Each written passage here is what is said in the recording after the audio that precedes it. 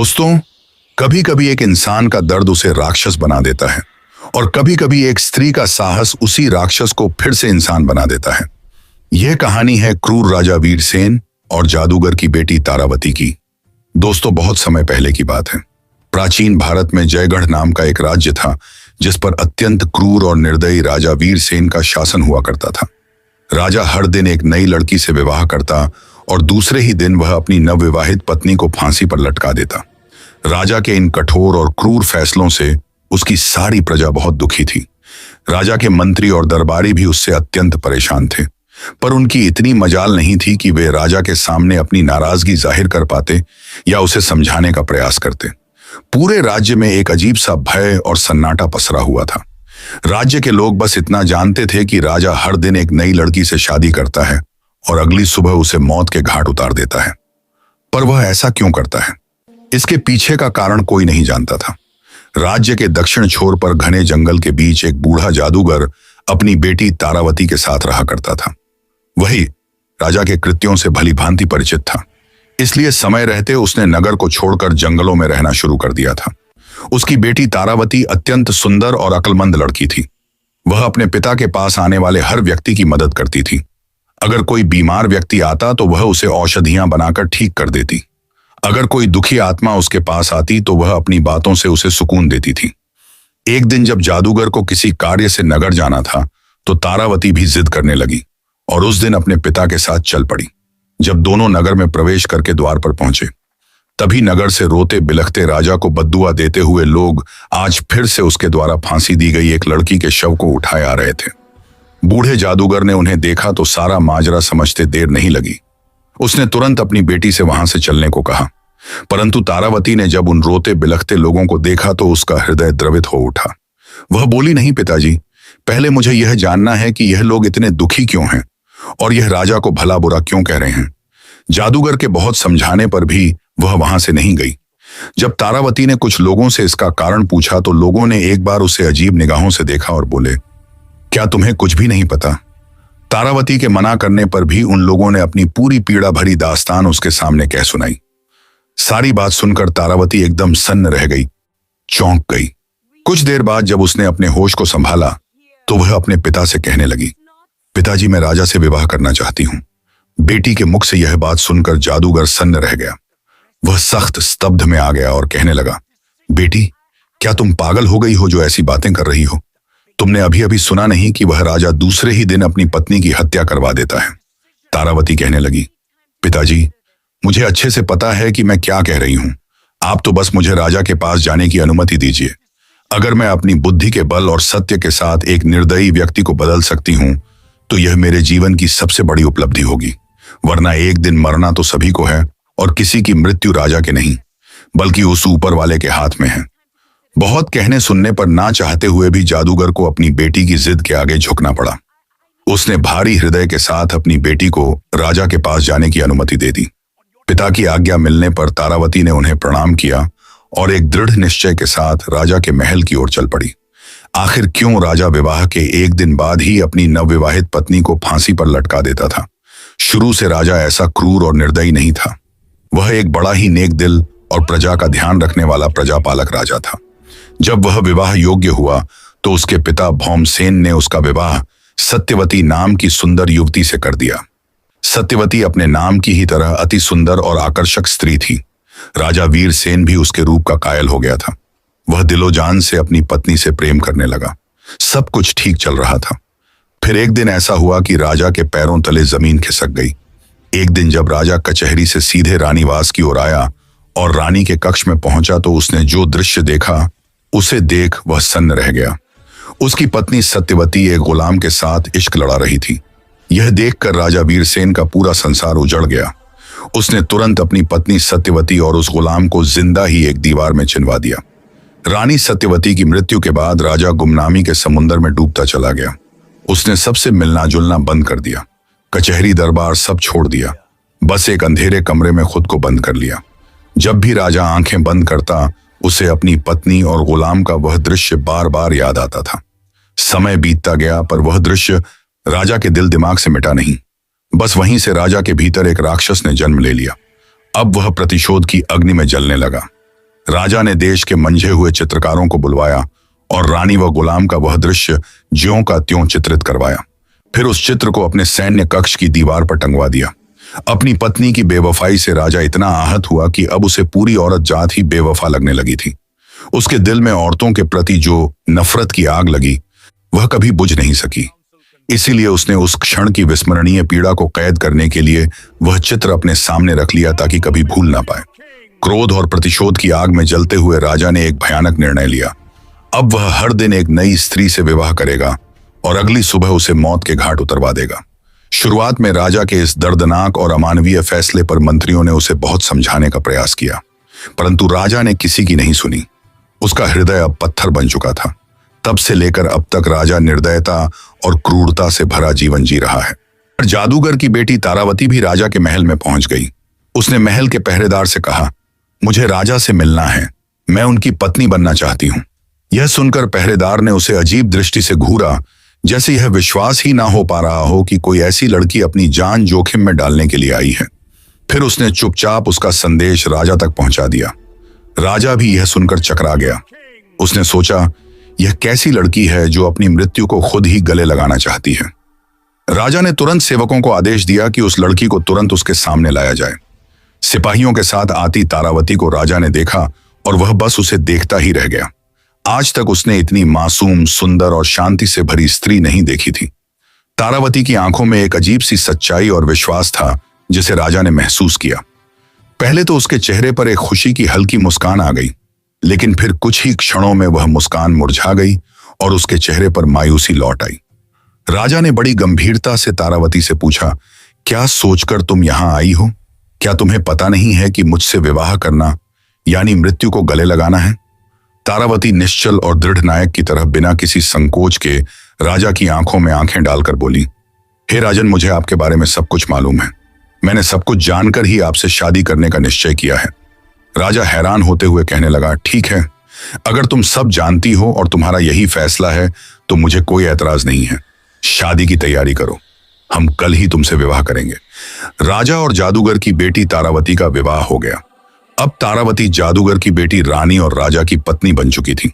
रात को तारावती ने 16 श्रृंगार किए और सुहाग की सेज पर बैठकर राजा का इंतजार किया। उसकी आंखों में एक अद्भुत विश्वास था, मानो उसने अपने जीवन की सबसे बड़ी चुनौती का सामना किया हो और अब वह अपने नायक के सामने थी। जब राजा वीरसेन ने कमरे में आया और दुल्हन के रूप में सजी हुई तारावती को देखा तो वह उसकी खूबसूरती का कायल हो गया, लेकिन तभी उसका ध्यान दीवार पर लगी अपनी मृत पत्नी की तस्वीर की ओर चला गया। उसकी आंखों में एक दर्द और गुस्सा जाग उठा। उस तस्वीर ने राजा की सारी यादें ताजा कर दी और उसकी आंखों में औरतों की बेवफाई की आग फिर से जल उठी। लेकिन राजा के दिल के एक कोने में तारावती के साहस, उसकी सादगी और उसकी खूबसूरती को देखकर एक अलग ही जगह या शायद कहीं इज्जत बन गई थी। राजा ने गुस्से में कहा, तुमने यह बेवकूफी वाली हरकत क्यों की, यह जानते हुए भी कि कल सुबह तुम्हें हम कत्ल करवा देंगे? ना कि विवाहिता रानी, तुम्हें क्या हो गया है? तारावती बड़े ही शिष्टाचार और आदर के साथ अपनी आंखों में बिना डर और बिना झिझक के राजा की आंखों में देखती हुई बोली, मेरे स्वामी, यह फैसला तो उस ऊपर वाले ने किया है और उसका फैसला मुझे हर हाल में मंजूर है। राजा कहने लगा, सुबह तुम्हारे साथ क्या होगा? यह जानते हुए भी रानी तारावती बोली, महाराज, मैं अच्छी तरह से जानती हूं कि सुबह होते ही मुझे आप मरवा देंगे, लेकिन उससे पहले मेरे पास आज की पूरी रात है और मोहब्बत की खुशी को लंबाई से नापा नहीं जा सकता, बल्कि उसकी गहराई देखी जाती है। राजा कहने लगा, तुम्हारी इन दिलफरेब बातों का मेरे ऊपर कोई असर नहीं पड़ने वाला। रानी तारावती बड़े ही प्रेम और मर्यादा के साथ कहने लगी, हे स्वामी, मैं एक रात के लिए ही सही, पर आपकी पत्नी तो हूं। इस नाते इस रात पर मेरा पूरा हक है। सुबह जो आपको करना है आप कर लीजिए। बोली, महाराज, पर अभी के लिए अपने इस गुस्से को त्याग दीजिए कीजिए और थोड़े शांत हो जाइए। रानी तारावती की बात सुनकर राजा का क्रोध ठंडा पड़ जाता है और वह आराम से कमरे में रखी एक कुर्सी पर जाकर बैठ जाता है। रानी तारावती कहने लगी, महाराज, आज की रात आपका दिल बहलाने के लिए मैं आपको क्या सुनाऊं? कोई किस्सा सुनाऊं? कोई सैर सुनाऊं? क्या शायरी सुनाऊं? या फिर कोई गाना सुनाऊं? राजा कहने लगा, तुम मेरी एक रात की पत्नी हो और इस रात पर तुम्हारा पूरा हक है। चलो तुमको ये एक किस्सा सुना दो। रानी बड़े अदब से राजा को महाराज एक किस्सा सुनाना शुरू कर देती है। एक व्यापारी था। उसकी बीवी, एक जवान बेटी और 2 छोटे बेटे थे। बेटी जवान होने के कारण व्यापारी को दिन रात उसके विवाह की चिंता खाई जाती थी। वह पैसे जोड़कर अपनी बेटी का विवाह धूमधाम से करना चाहता था। एक बार उसे व्यापार के लिए परदेश जाना था। सफर लंबा था, इसीलिए वह अपने घर वालों से कुछ दिनों में आने के लिए कहकर वहां से चला जाता है। जाते हुए उसकी बेटी उसे खजूर देती है और कहती है, बाबा, सफर लंबा है, भूख लगे तो रास्ते में इस खजूर को खा लेना।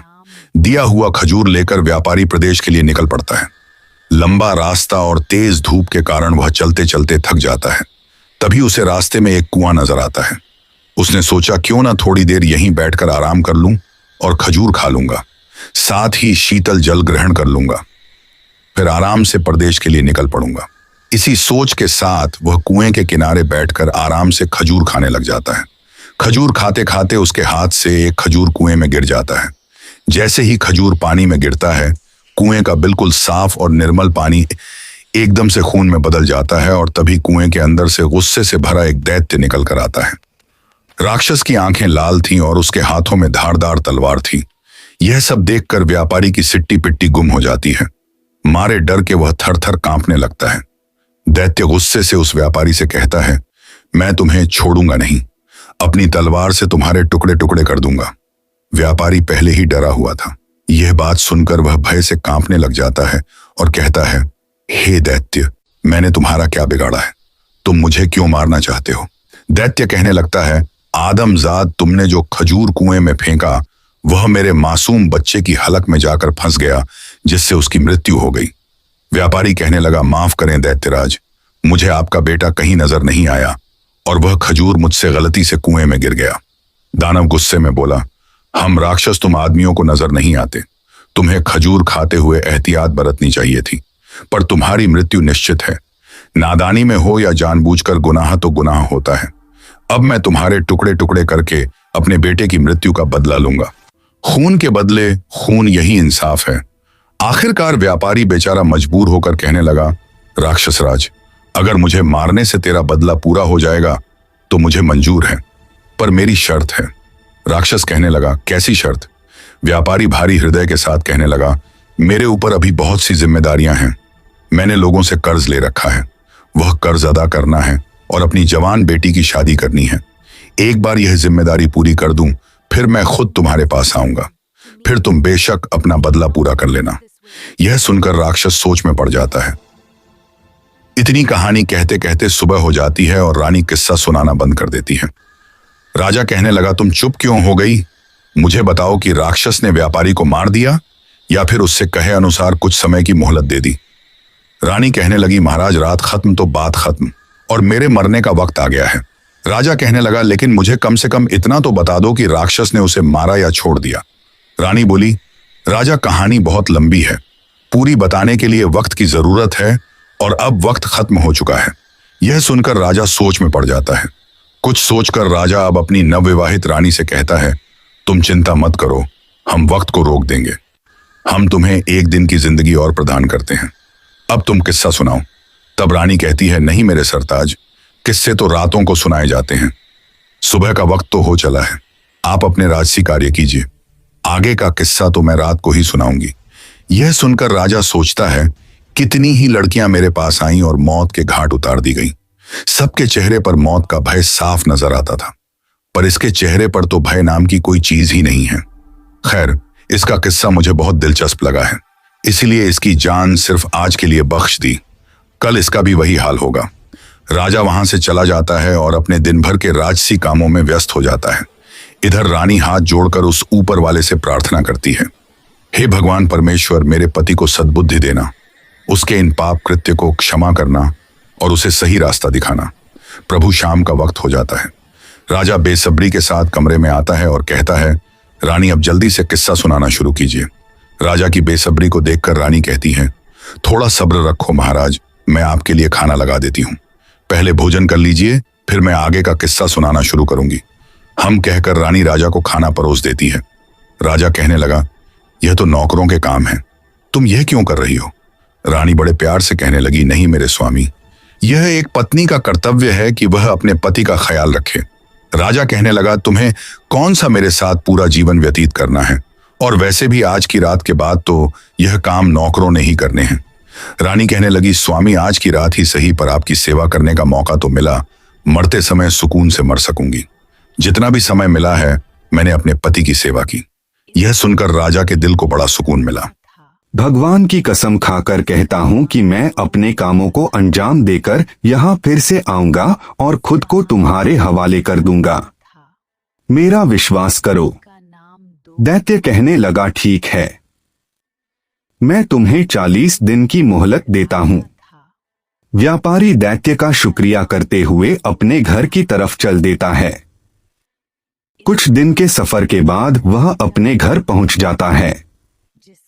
व्यापारी को घर आया देखकर उसकी पत्नी और बच्चे खुश हो जाते हैं।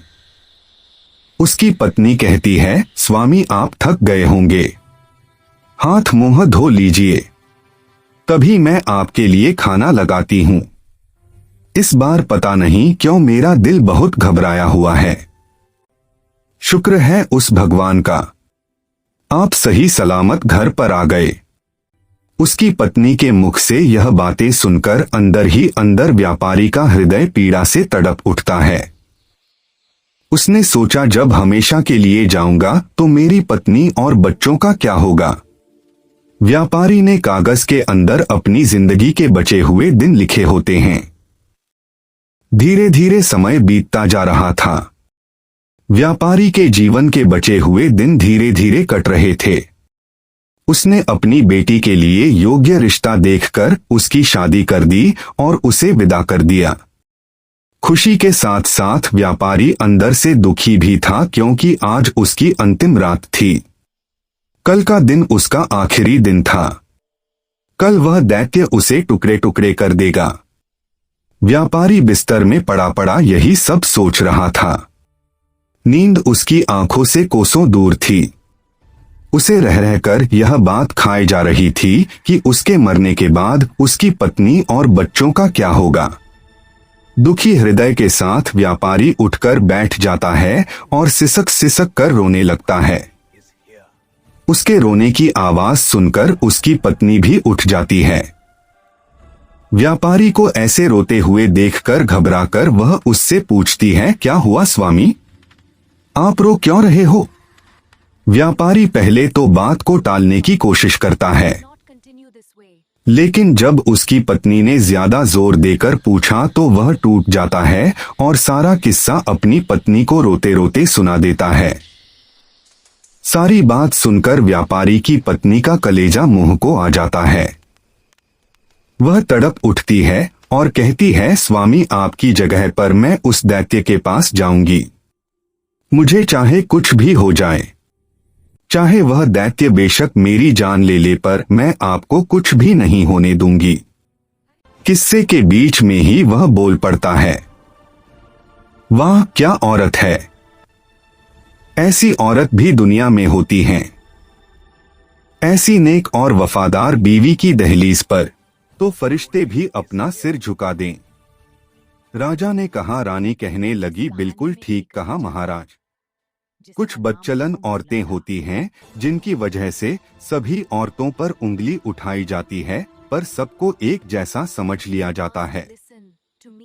यह सुनकर राजा सोच में पड़ जाता है। रानी फिर आगे का किस्सा सुनाना शुरू कर देती है।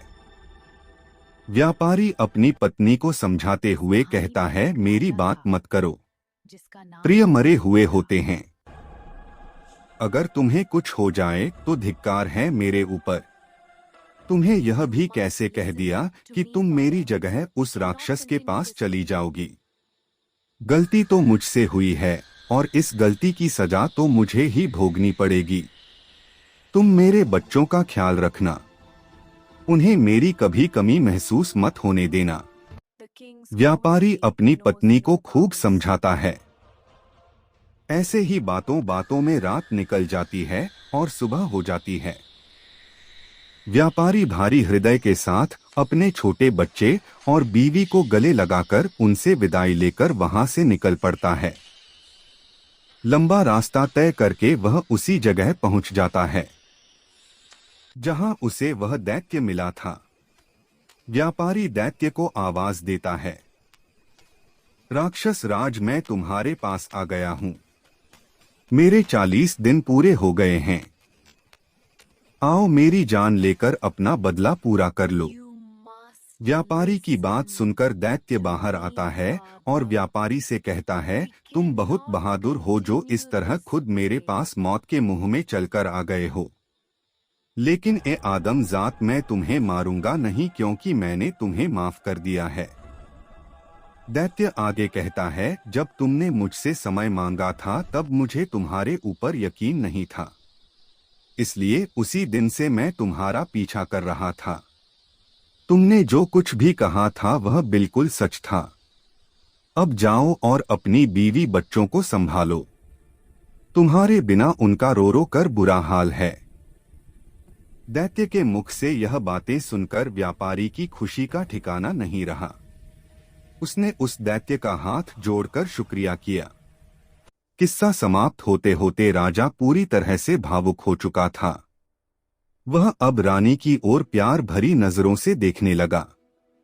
रानी बोली है, महाराज, सभी औरतें बिल्कुल भी एक जैसी नहीं होती हैं, और जब तक आप उस तस्वीर को अपने कमरे से नहीं हटा देंगे तब तक आपकी पीड़ा कभी कम नहीं होगी और आप हर औरत को बदचलन ही समझेंगे। इतना सुनकर राजा अपनी बेवफा पत्नी की वह तस्वीर फाड़कर नष्ट कर देता है।